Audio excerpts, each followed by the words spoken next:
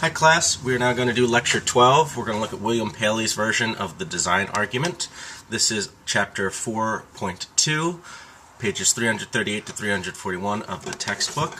So this is a new argument for theism, the claim that there is a God. The design argument is also called the teleological argument. If you really like fancy words, well, you can't get much more fancy than that, the teleological argument. Teleology means the study of purposes, ends, functions. And in this class, we're going to look at three versions of the argument, two particular versions in this lecture. One version is an analogy argument. The other version is what's called an inductive argument. This is perhaps the most common argument in support of God on the planet. I think this is a very popular argument. It might be an argument that you yourself buy. And because it's so popular, because it's so widely held, and also because it's so philosophically interesting, those are why we are studying this argument. The nutshell of the design argument takes the physical universe as evidence of design, that there was an intelligent designer around us. So the nutshell of the argument goes like this. If you just look around at everything in this universe, all its intricacies and complexities, and all of it just seems so put together and ordered, doesn't it just seem like it looks like this place was designed intelligently by some god, by some smart creator? Everything just seems so put together, so framed intentionally. It really looks like it was arranged intentionally. And it seems like if something is arranged in that sort of way, then some smart, intelligent creature must have been involved in its intentional arrangement. So there must be some sort of God who created this place. Alright, so we're going to look at one of the most famous versions of this argument. William Paley puts forward a version of this. I just want to highlight right now, this is not the only version of the argument, and it's not even close to the oldest version. This argument, the design argument, has been around for thousands of years, probably since humans have been around. But William Paley puts forward a really popular version, and you can see William Paley's version in the textbook on page 340. By the way, there's a picture of William Paley. He was an 18th century British clergyman and philosopher. And he was the one who famously came up with this analogy describing God as the watchmaker. If you consider the watch our universe, God is the one that made this watch in this sort of metaphorical sense. You may have heard that type of analogy before. Well, William Paley gets the credit for that. Well, he tells this story in the excerpt that we read from William Paley that amounts to this thought experiment. He imagines himself crossing a heath, which is just a fancy term for a meadow or a hill, and he wonders to himself upon crossing this heath, I wonder if any other intelligent life has been here before I have walked here. Maybe I'm the first intelligent human to ever set foot on this heath. And he starts looking for possible evidence of intelligent beings being on this heath before. At first he stumbles upon a stone, and he looks at the stone and he says, well, that's not evidence of intelligent life. I can't tell whether there's been intelligent life here or not. But then, after he hits the stone, he finds a watch somewhere in the middle of the heath. And when he sees the watch, he says, aha, now I can tell that intelligent life has visited this place. It's really probable that some intelligent creature has been in this heath before.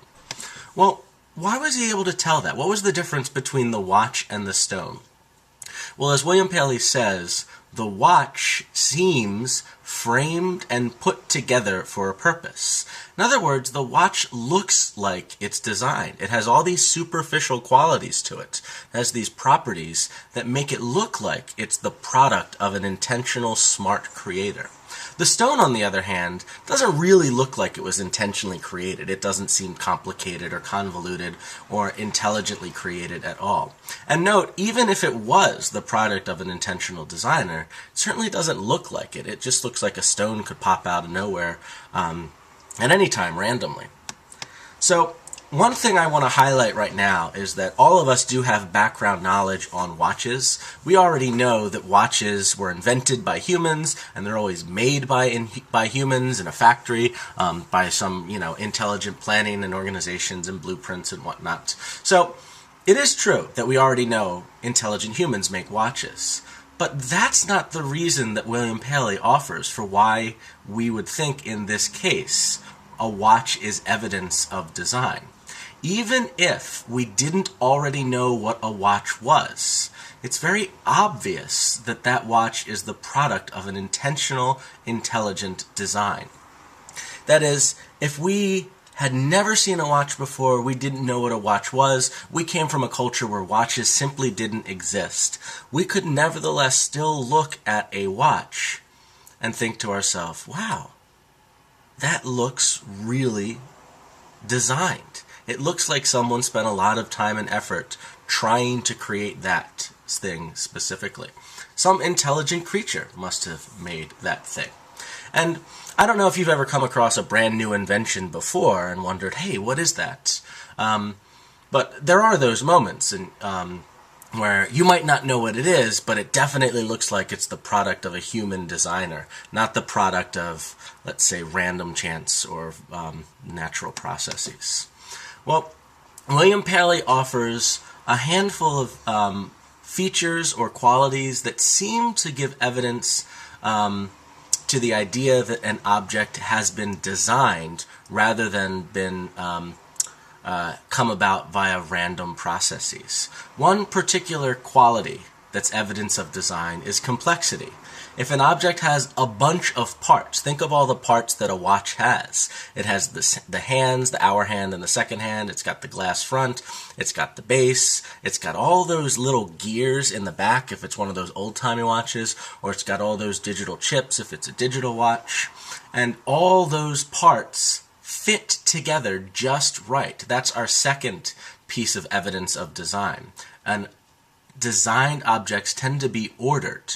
They tend to fit together just right. You can't just take all the parts of a watch and randomly assort them in whatever arrangement you want. They have to be arranged in just so way in order for them to work.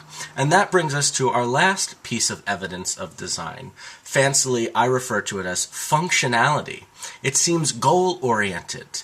The object clearly accomplishes a specific task, and it seems all those various parts fit together and work together specifically to accomplish that very task. That's the idea of functionality. It serves an obvious purpose or function. So these are the three big things that I would take to be evidence of design. And William Paley himself, in the little excerpt from what it is we read of him, seems to point out. You're going to hear me saying the phrase complexity, order, and functionality a lot throughout the rest of this lecture, perhaps the next two as well. That seems to be our standard case of evidence of a design.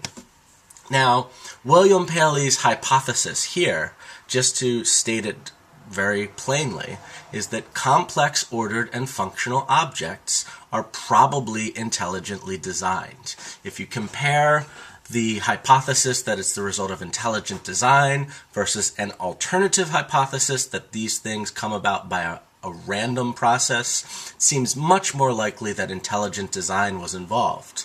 In order for something to be so complex, so ordered, so specially purposeful, it seems like intelligent design had to be there at some stage. In the planning stage, in the invention stage, in the actual making of the object stage, intelligence had to be involved in some way or other. So this seems like a plausible hypothesis, and this is William Paley's working hypothesis. If it looks designed, it probably is designed. And what looks designed? Things that are complex, ordered, and functional. So William Paley simply applies this hypothesis to natural objects. The universe contains all sorts of objects we know humans did not create, objects that have arisen naturally, that are complex, ordered, and functional. Let's take a look at some of these objects.